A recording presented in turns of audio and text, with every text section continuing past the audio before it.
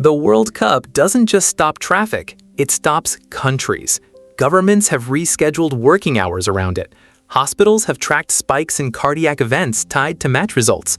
Wars have paused, briefly, improbably, because of it. And yet, for all the coverage this tournament generates every 4 years, some of its most extraordinary stories never make it into the conversation.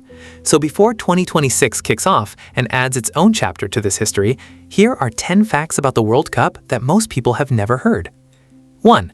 The barefoot myth and what really happened. Ask most football fans why India never plays at the World Cup, and a version of the same story comes back. FIFA banned them from playing barefoot, they walked out, and they've been absent ever since. It's a good story. It's also incomplete. India had played barefoot at the 1948 Olympics. That much is true, and FIFA's rules at the time did require boots, but their withdrawal from the 1950 World Cup wasn't a principled stand over footwear. They simply didn't see the point of the trip.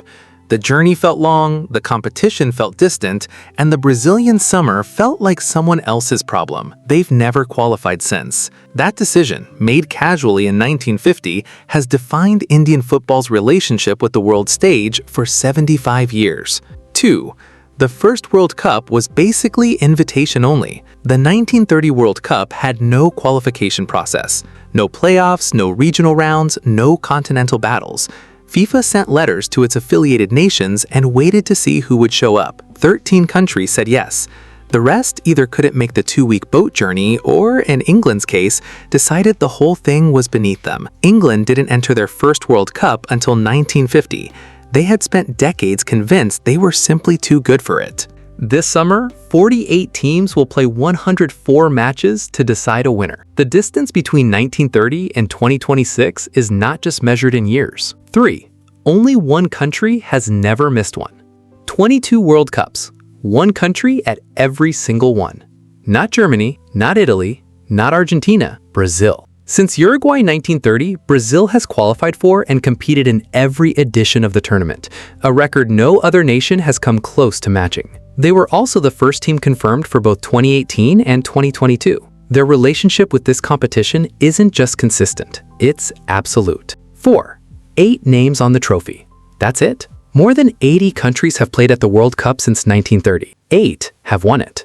Brazil, Germany, Italy, Argentina, France, Spain, Uruguay, England. That's the entire list. The Netherlands have reached the final 3 times and left empty-handed each time. Portugal has Ronaldo and have never won it. Belgium had what they called a golden generation and peaked at a semifinal. The 48-team expansion this year gives more nations more football, more chances, more momentum. Is 2026 the year someone cracks that list open for the first time since 2010? 5. The man who scored 13 goals in 6 games, in borrowed boots. His name was Just Fontaine. He was born in Marrakesh, was barely known outside the French league, and was a late addition to France's 1958 World Cup squad in Sweden, essentially a backup option. He finished the tournament as its all-time single-edition record score, with 13 goals in 6 matches. Pelé, at the same tournament, scored 6. The detail that makes this story almost implausible: Fontaine's own boots had been damaged in training before the tournament began. Every goal, across every match, was scored in a pair he had borrowed from a teammate. That record has stood for 68 years. Nobody has come within 5 goals of it. 6. The all-time record is now reachable. Miroslav Klose scored 16 World Cup goals across 4 tournaments with Germany. It is the highest total in the history of the competition, built over a career that spanned 2002 to 2014. Lionel Messi currently sits on 13, Kylian Mbappe on 12. Here's the part that matters for 2026. With the expanded format adding an extra round to the knockout stage, every team that reaches the final now plays one more game than Klose ever did in a single tournament. The arithmetic that made the record feel untouchable has quietly shifted. Both players have a realistic path to 16. One of them might pass it. 7. You win the World Cup, you don't keep the trophy. The FIFA World Cup trophy, solid gold, designed by Italian sculptor Silvio Gazzaniga, introduced in 1974, lives in Zurich. That is its permanent address. On the night of the final, the winning captain lifts it in front of the world. Then it goes back. What the champions take home is a gold-plated bronze replica. The original belongs to FIFA. Look at the base of the real trophy and you'll see the names of winning nations engraved in their own languages, running in a circle around the bottom. There is now space for exactly 4 more. After the 2038 tournament, the base runs out entirely. 4 more winners, then a new chapter of the trophy's physical history has to begin. 8. Half the world watched the last one. At the 2010 World Cup in South Africa, FIFA reported that approximately 3.2 billion people watched at least part of the tournament. That was roughly 46% of the world's population at the time. Inside the stadiums alone, fans consumed over 224,000 gallons of beer and 390,000 hot dogs across the competition. Projections for 2026 put the global audience at 5.5 billion, a figure that would make it not just the most watched sporting event in history, but one of the most watched human events of any kind. 3 host nations, no alcohol restrictions, 48 teams. The infrastructure for the largest football party ever staged is already in place. 9. The crowd that will never be matched. The largest attendance in World Cup history was set in 1950, at the old Maracanã in Rio de Janeiro, during what was effectively the deciding match of the 1950 final group stage between Uruguay and Brazil.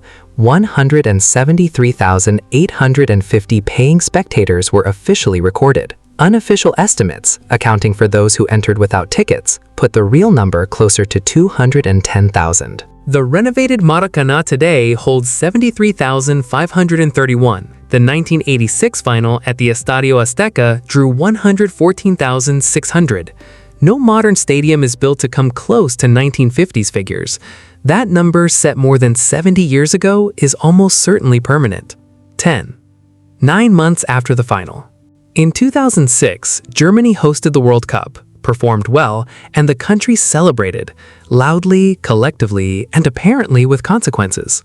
9 months later, Germany recorded a 10% spike in births compared to its normal annual growth rate of under 1%. Researchers attributed the increase to national euphoria, elevated alcohol consumption, and the particular emotional intensity of a home tournament. The data was documented enough to be studied.